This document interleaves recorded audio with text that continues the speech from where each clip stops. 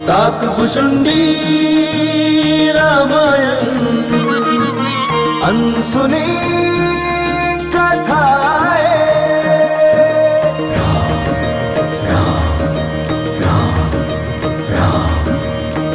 मंगल पावन सरस सुहावन काकभुशुंडी की रामायण। दुविधा शंका दोष मिटाती मर्यादा का पाठ पढ़ाती।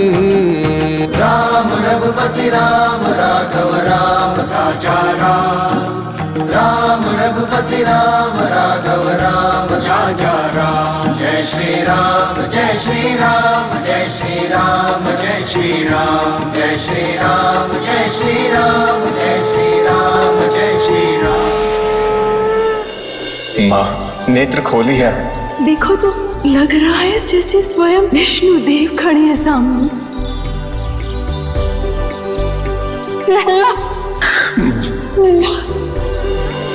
कौन है वो जिसने हमारी बहन को प्रेम के वश में कर दिया है? विद्युत जीवा, यदि मेरे प्रेम से आपको आपत्ति है तो मैं लंका छोड़कर चली जाती हूँ।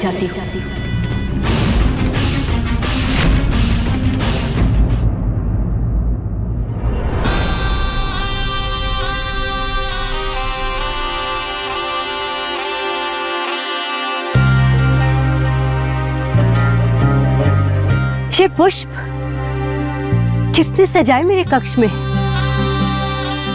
कहीं विद्युत जीवा? विद्युत जी,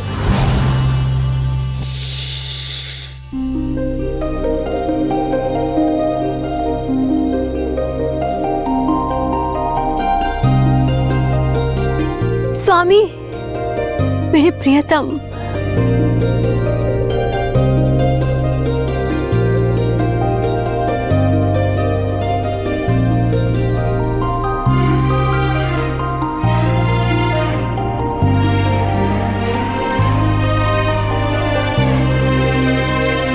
किंतु आप एकाएक यहाँ मेरे कक्ष में कैसे? जब तुम्हारे हृदय में आ गए तो एक कक्ष कौन सी बड़ी बात है। भ्राता दशानन के साथ साथ पूरा परिवार आपके बारे में जान गया है। यदि उन्हें जरा सी भी भनक पड़ गई तो आप संकट में पड़ जाएंगे।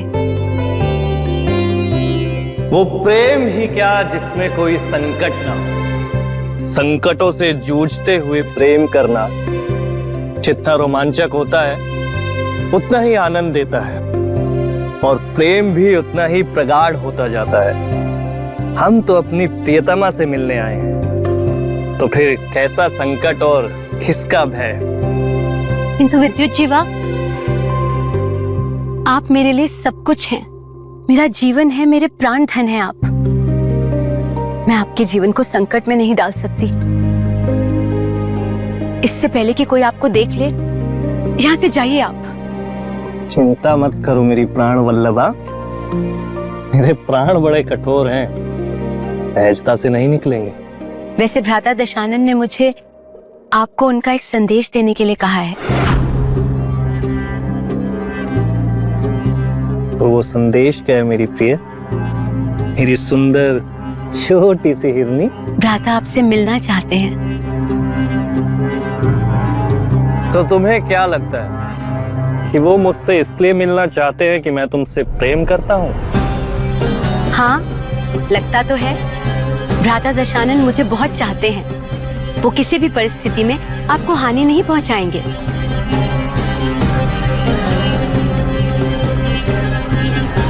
तुम सचमुच बहुत भोली हो मेरी शूर्पणखा। तुम लंकेश को जितना सरल हृदय, जितना सीधा समझती हो, ऐसे वो है नहीं। सारा संसार जानता है कि लंकेश के समक्ष वचन, प्रेम और संबंधों का कोई महत्व नहीं।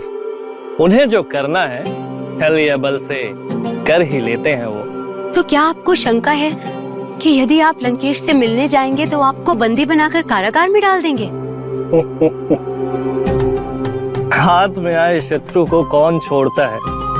मैं लंकेश को भली भांति जानता हूँ।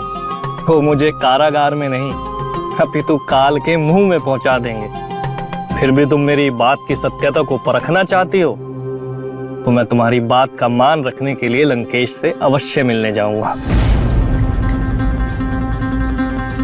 रुकिए स्वामी, भ्राता दशानन क्या करेंगे क्या नहीं ये मैं नहीं जानती, किंतु मैं इतना अवश्य जानती हूँ कि मेरे लिए आपकी सुरक्षा सर्वोपरि है, इसलिए आपको उनके समक्ष जाने की आवश्यकता नहीं है। मैं उनसे अवश्य भेंट करूंगा, किंतु यहाँ नहीं, अश्मनगर में वो मेरा क्षेत्र है। यदि लंकेश मुझसे प्रेम से मिले तो मैं उनके चरण छूकर आशीर्वाद लूंगा, अन्यथा उनके रोष का सामना करूंगा। किंतु अश्मनगर क्यों आएंगे लंकेश? लंकेश आएंगे, उन्हें आना पड़ेगा, मेरे लिए नहीं अपितु तुम्हारे लिए।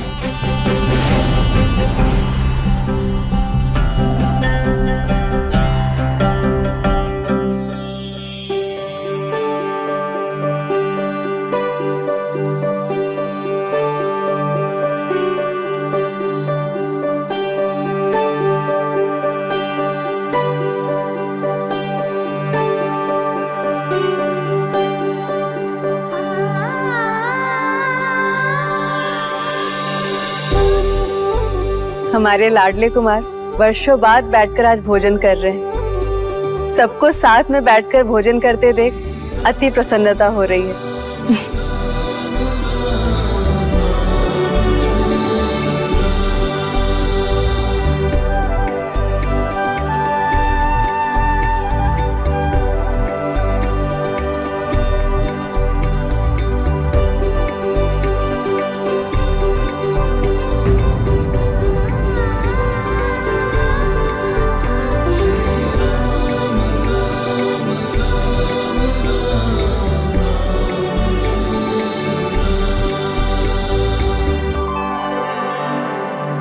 राम, आप मेरे हाथ से खाएंगे ना पुत्र? जी पिताश्री।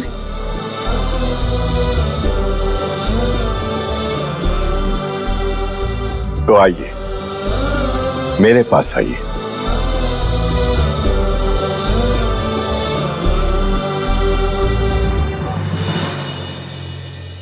आइए पुत्र, बैठिए।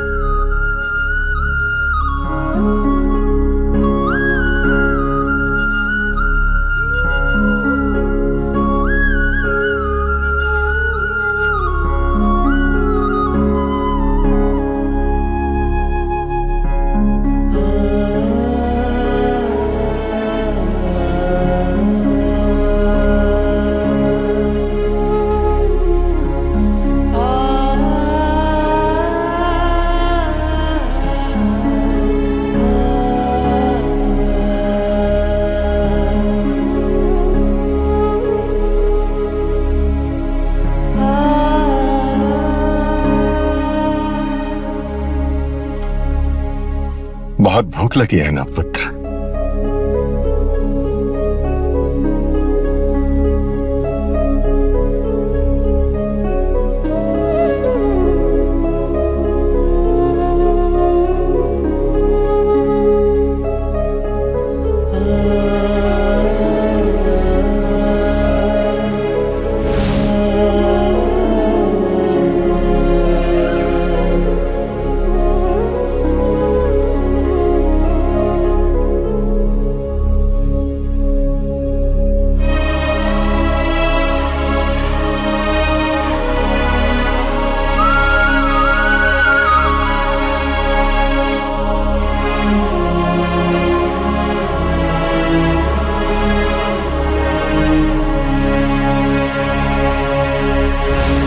पिताश्री, क्या हुआ आपको?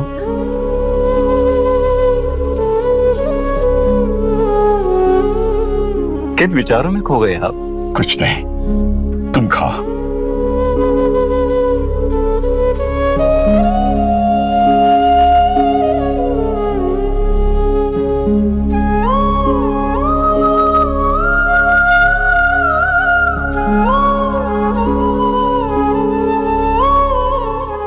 पुत्रों, कुलगुरु वशिष्ठ जी ने आप सभी को वेद शास्त्रों, शस्त्रों और संसारिकता आदि का जो ज्ञान प्रदान किया है, उसे व्यवहार में उतारने का समय आ गया है।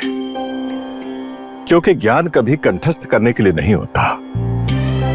उसकी सार्थकता तो तभी सिद्ध होती है जब हम दैनिक जीवन के व्यवहार में उसका प्रयोग करना सीख जाएं।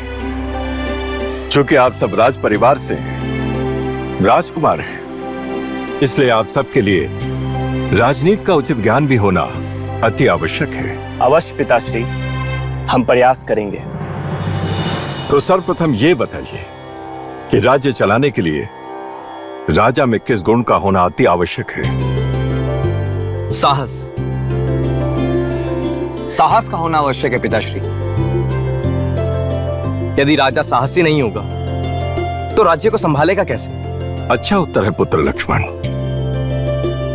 किंतु इससे अधिक क्या आवश्यक है? सेवा भाव। पर और क्या हो सकता है? त्याग की भावना पिताश्री। प्रजा की भलाई के लिए कुछ भी त्यागना पड़े तो एक राजा को पीछे नहीं हटना चाहिए। ठीक है, पर इससे अधिक, सबसे अधिक क्या आवश्यक है पुत्र?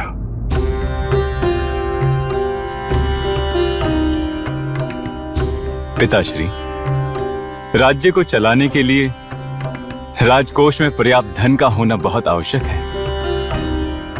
अतः राजा को धन की व्यवस्था करना, उसे उचित स्थान पर व्यय करना तथा प्रजा की सुख सुविधा के लिए प्रयोग करने की क्षमता होना बहुत आवश्यक है।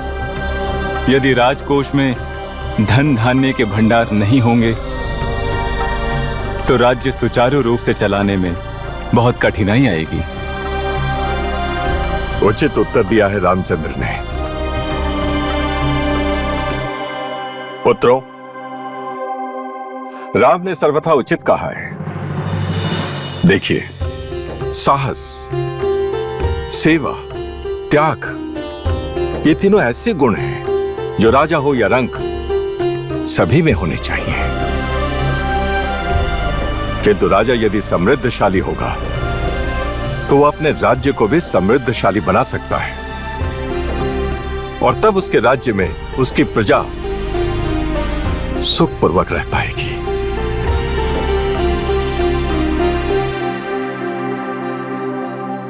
अब यहां प्रश्न ये उठता है कि हम समृद्धशाली कैसे बन सकते हैं? धन की देवी मां लक्ष्मी की कृपा हमें कैसे प्राप्त हो सकती है? अगर दिन रात लक्ष्मी जी की पूजा अर्चना करे तो वो अवश्य कृपा करेंगी। नहीं शत्रुघ्न, मात्र पूजा अर्चना करने से मां लक्ष्मी की कृपा प्राप्त नहीं होती है पुत्र। उसके लिए तो कर्म करने पड़ते हैं, नारायण बनना पड़ता है। देखिए, श्री हरि विष्णु देव जगत पालक है, संपूर्ण संसार के भरण पोषण का ध्यान रखते हैं। ठीक उसी प्रकार एक राजा को भी अपनी प्रजा के भरण पोषण का ध्यान रखना चाहिए। और जब किसी राज्य का राजा नारायण के समक्ष हो जाएगा तो मां लक्ष्मी तो स्वतः ही उसके साथ हो जाएगी। और यही राजधर्म भी है। इसलिए निस्वार्थ भाव से केवल मानव कल्याण के लिए तन मन धन से सेवा का कार्य करते रहना चाहिए। और ऐसा करते रहने से मां लक्ष्मी की कृपा सदैव बनी रहती है।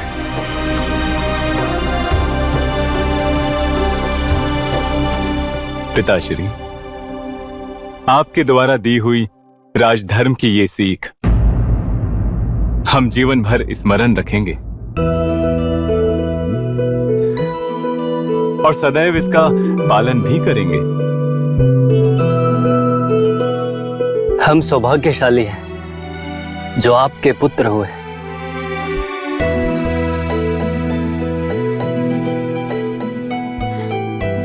रात्रि बहुत हो गई है, विश्राम का समय हो चला है, अतः आप सब जाकर विश्राम कीजिए। शेष बातें हम कल करेंगे सूर्योदय के समय। जी पिताश्री। आयुष्मान भवा, चिरंजीवी भवा। राजकुमारी शूर्पणखा,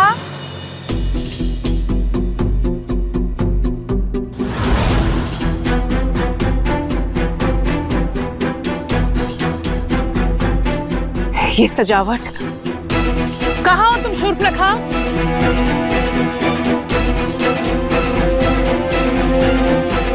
ये कुचले हुए पुष्प अर्थात शूर्पणखा के कक्ष में कोई और भी था। शूर्पणखा, शूर्पणखा, कहाँ हो शूर्पणखा? शूर्पणखा, कहाँ हो? शूर्पणखा, तो क्या विद्युत जिया यहां तक आ गया? पर शूर्पणखा बाहर गई कैसे? कक्ष से बाहर तो नहीं आई वो। शूर्पणखा, शूर्पणखा, शूर्पणखा, शूर्पणखा, शूर्पणखा।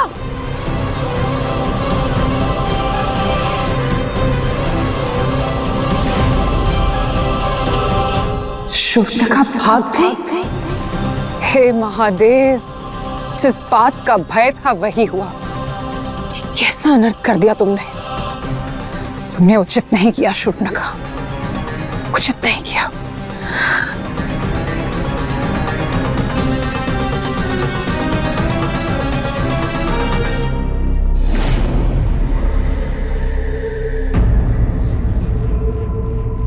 भ्राताश्री, अश्वनगर में हम आरती उतारकर आपका स्वागत करेंगे।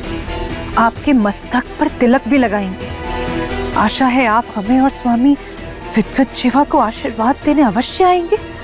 आपकी प्रतीक्षा में आपकी लाडली बहन शूर्पणखा। क्या कर दिया शूर्पणखा?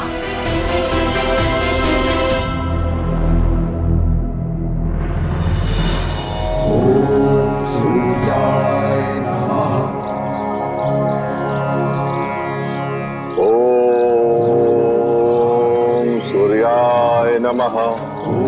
ओम आदित्याय नमः। ओम भास्कराय नमः। ओम दिवाकराय नमः।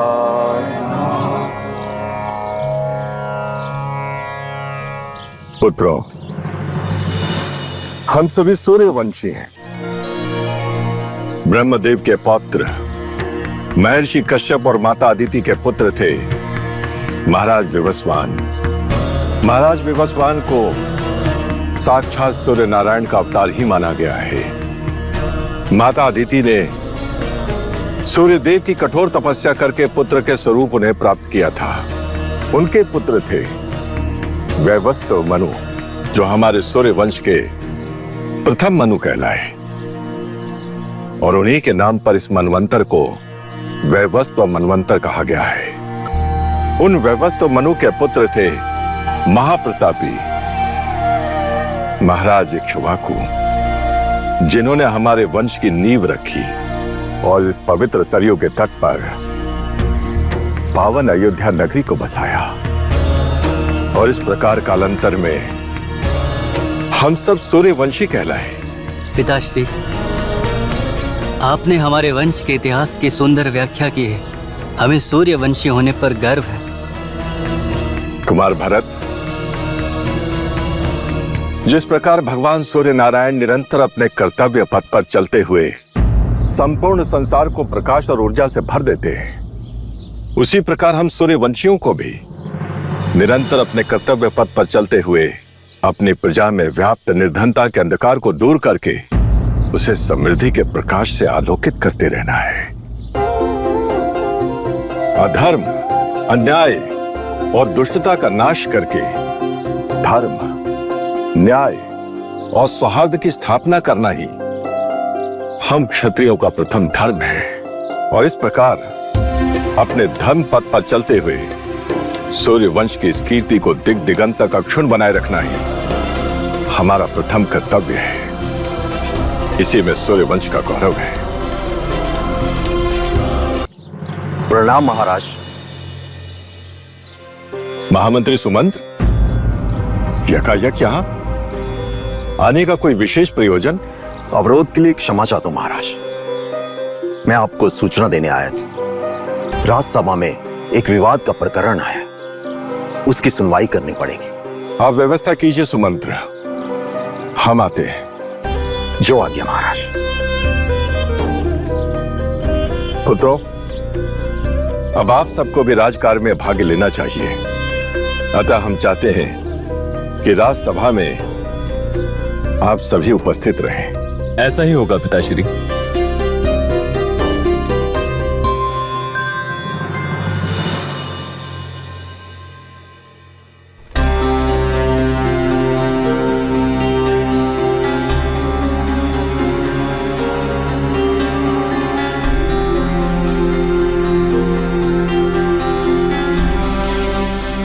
महाराज, ये किसान विप्रदत्त हैं और इन्होंने 1 माह पूर्व व्यापारी चूड़ामन को अपनी कृषि भूमि का एक हिस्सा विक्रय कर दिया। और कल जब चूड़ामन ने उसी धरती की गुड़ाई कराई तो धरती के भीतर से स्वर्ण भूषण और मुद्राओं से भरी हुई ये मंजूषा मिली। तो विवाद क्या है सुमंत्र? महाराज, चूड़ामल जी जब ये मंजूषा लेकर विप्रदत्त जी के पास गए तो विप्रदत्त ने इसे लेने से मना कर दिया।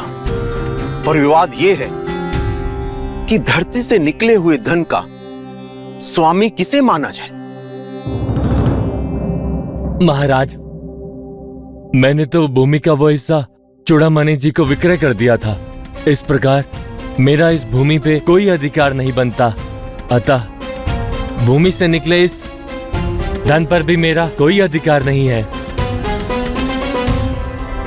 महाराज, 1 माह पूर्व ही मैंने उस भूमि को क्रय किया है और उस पर अपने श्रम से यदि मैं कोई फसल उगाता हूँ तो उस पर मेरा अधिकार होगा। किंतु ये धन पूर्व से ही उस भूमि के भीतर था, अतः ये विप्रदत्त जी का या इनके किसी पूर्वज का होगा। इसलिए इस धन पर इनका ही अधिकार है।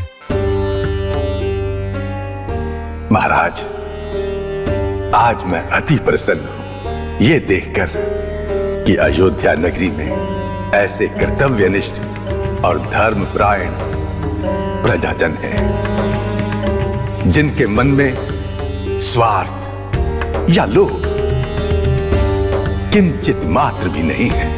इतना धन देखने के पश्चात भी इनके मन में कोई भी लालच का भाव नहीं आया। मैं प्रशंसा करता हूं इनकी, आपके प्रशासन की जो इतनी सत्यनिष्ठ है। विप्रपद, चूड़ामन जी का कहना उचित ही है कि धरती से निकला हुआ यह धन आपके पूर्वजों का ही होगा। क्षमा करें राजगुरु जी, ये चूड़ामणि जी का ही भाग्य है कि उसे उस भूमि से यह धन प्राप्त हुआ। इस समय चूड़ामणि जी ही इस भूमि के स्वामी हैं। धन पर भी इनका ही अधिकार हो। नहीं महाराज, मैंने मात्र भूमि ही क्रय की है, इस धन का कोई मोल नहीं चुकाया। इसलिए इस पर मेरा अधिकार कैसे हो सकता है महाराज? समस्या तो जटिल है गुरुदेव। धन के इस विवाद का आप ही निर्णय लीजिए।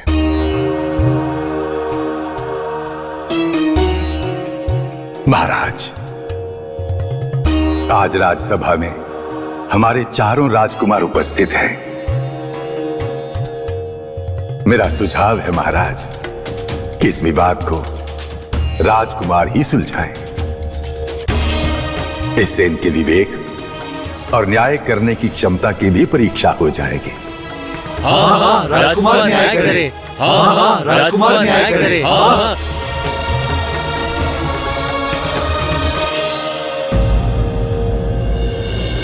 शूर्पणखा, दैनिक सेनापति को कहो कि सेना को शीघ्रातिशीघ्र सज्जित करें।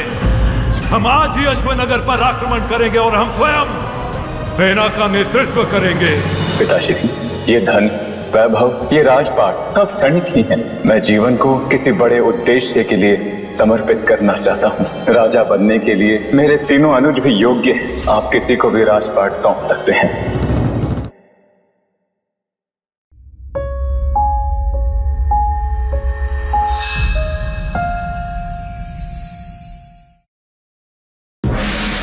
धरती और गगन में गूंजे श्री राम जय राम जय जय राम। सृष्टि के कण कण में गूंजे श्री राम जय जय राम। आदि यही है अंत यही है श्री राम जय जय राम। सीमित और अनंत यही है श्री राम जय जय राम। यश कीर्ति धन सहज दिलाए श्री राम जय जय राम।